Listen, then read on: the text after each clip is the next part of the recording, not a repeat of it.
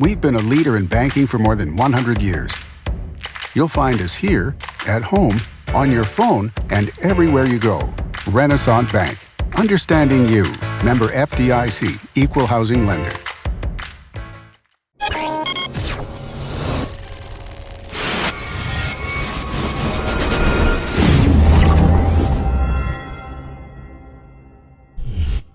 Sponsored by Renaissance Bank.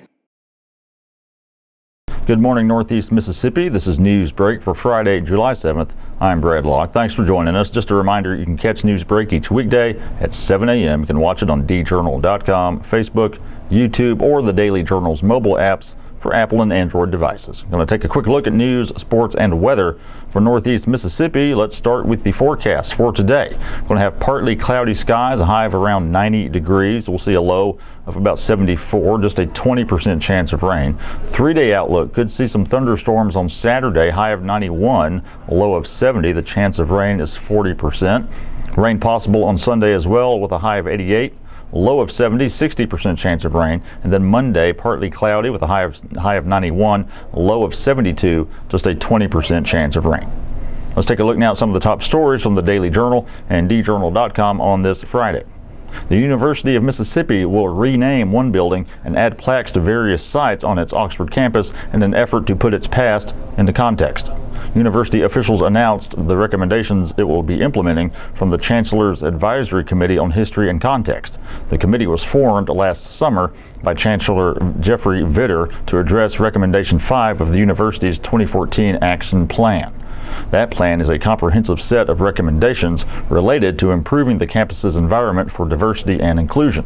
Recommendation 5 urged the school to, quote, offer more history, putting the past into context, and to do so, quote, without attempts to erase history, even some difficult history.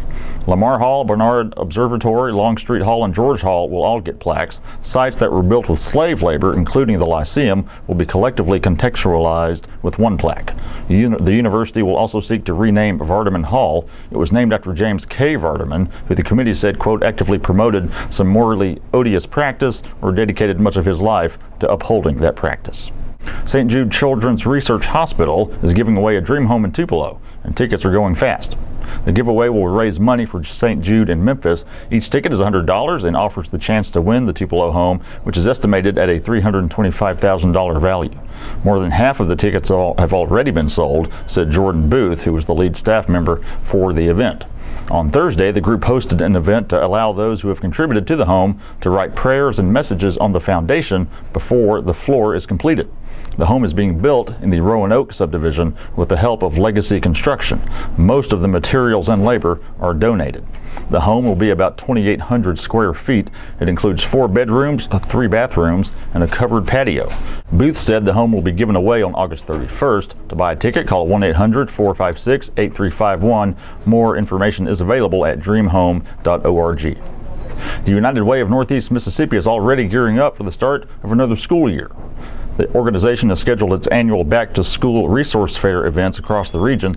The next fairs are taking place July 22nd in Houston, Tupelo, and Iuka. Now in their 7th year of operation, these fairs help provide school supplies to rising kindergarten through 6th grade students free of charge.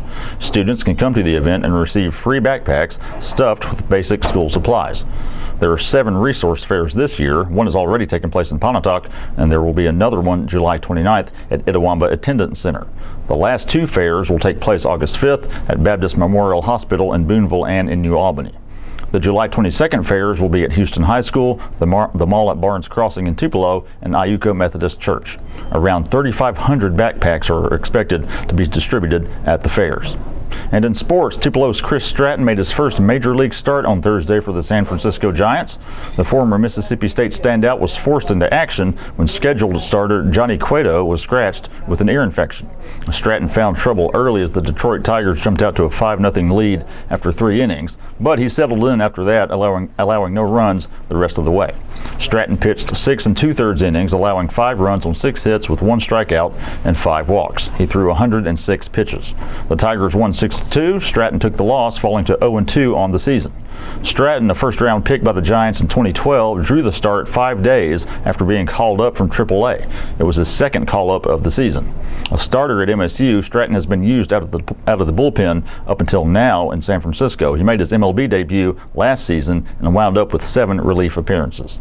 And that's it for Newsbreak on this Friday. We do want to remind you to check out one of the podcasts we produce here at the Daily Journal, The Memo, all things Northeast Mississippi, news and entertainment with myself and W. Derek Russell. New episodes every Wednesday and Friday. Find it in iTunes, any of your podcast apps, or stream it online at memo.djournal.com. Look for today's episode. We visit with Jenna Parsons talking about the food section this week. Also, M. Scott Morris offers his review of the movie Despicable Me 3, and Derek tells us what's going on in the local entertainment scene. For more on the stories I talked about today, pick up a copy of your Daily Journal or visit djournal.com. Give us a follow on Twitter and Instagram at djournalnow. Find us on Facebook as well. That does it for Newsbreak on this Friday. I'm Brad Locke. Y'all have a good weekend.